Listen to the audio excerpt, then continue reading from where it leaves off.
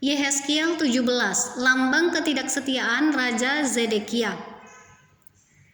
Maka datanglah firman Tuhan kepadaku, hai anak manusia, katakanlah suatu teka-teki dan ucapkanlah suatu perumpamaan kepada kaum Israel. Katakanlah, beginilah firman Tuhan Allah, seekor burung Raja Wali yang besar, dengan sayapnya yang besar dan panjang, penuh dengan bulu yang berwarna-warna, datang ke gunung Libanon dan ia mengambil puncak pohon aras. Ia mematahkan pucuknya yang paling ujung dan dibawanya ke sebuah negeri perdagangan, lalu diletakkannya dia di kota perniagaan. Ia mengambil sebuah dari taruk-taruk tanah itu dan menanamnya di ladang yang sudah disedia ditaburi.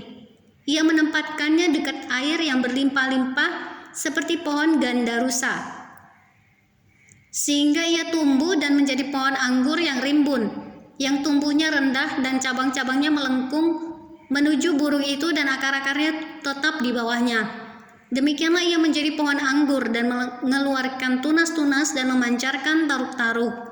Dalam pada itu ada juga burung Raja Wali besar yang lain dengan sayapnya yang besar dan bulu yang lebat. Dan sungguh pohon anggur ini mengarahkan akar-akarnya ke burung itu, dan cabang-cabangnya dijulurkannya kepadanya, supaya burung itu mengairi dia lebih baik dari bedeng dimanapun ia ditanam.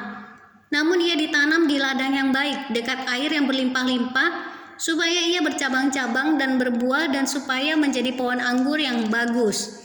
Katakanlah, beginilah firman Tuhan Allah, apakah itu akan berhasil? Apakah orang tidak akan mencabut akar-akarnya dan menyentakkan buahnya, sehingga semua ulamnya yang baru menjadi kering? Tidak usah tangan yang kuat dan banyak orang untuk mencabut dia dengan akar-akarnya. Lihat, ia memang ditanam, tetapi apakah ia akan memberi hasil?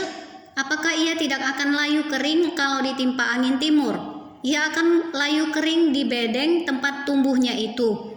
Maka datanglah firman Tuhan kepadaku, katakanlah kepada kaum pemberontak, tidakkah kamu mengetahui apa artinya ini? Katakan, lihat, Raja Babel datang ke Yerusalem, dan ia mengambil rajanya dan pemuka-pemukanya dan membawa mereka ke Babel baginya. Lalu ia mengambil seorang yang berasal dari keturunan raja dan mengadakan perjanjian dengan dia, sambil menyuruh dia bersumpah. Ia mengambil juga orang-orang berkuasa negeri itu, supaya kerajaan itu menjadi lemah dan jangan memberontak lagi, juga supaya memegang teguh perjanjian itu dan dengan demikian tetap ada. Tetapi orang itu memberontak kepadanya dengan menyuruh utusannya ke Mesir, supaya ia diberi kuda dan tentara yang besar. Apakah ia akan berhasil? Apakah orang yang berbuat demikian dengan dapat luput? Apakah orang yang mengingkari perjanjian dapat luput? Dapat luput demi aku yang hidup? Demikianlah firman Tuhan Allah, ia pasti mati di Babel, di tempat raja yang mengangkatnya menjadi raja, karena ia memandang ringan kepada sumpah yang dimintakan raja itu daripadanya dan mengingkari perjanjian raja itu dengan dia. Dan Firaun tidak akan membantu dia dalam peperangan dengan tentara yang besar dan sekumpulan banyak orang. Pada waktu tembok pengepungan ditimbun dan benteng pengepungan didirikan untuk melenyapkan banyak orang. Ya, ia memandang ringan kepada sumpah dan mengingkari perjanjian. Sungguh, walaupun ia menyungguhkan hal itu dengan berjabat tangan, tetapi ia melanggar semuanya itu, maka ia tidak dapat luput. Oleh sebab itu, beginilah firman Tuhan Allah, demi aku yang hidup, aku pasti menimpakan atas kepalamu sumpahnya kepadaku yang dipandangnya ringan dan perjanjiannya di hadapanku yang diingkarinya. Aku akan memasang jaringku untuk menangkap dia, dan di dalam perangkapku ia akan terjebak. Aku akan membawa dia ke Babel, dan di sana aku akan berperkara dengan dia karena ia berubah setia terhadap aku. Dan semua tentara pilihannya akan tewas dimakan pedang, dan yang terluput akan dihamburkan ke semua mata angin. Dan kamu akan mengetahui bahwa akulah Tuhan yang mengatakannya. Beginilah firman Tuhan Allah, aku sendiri akan mengambil sebuah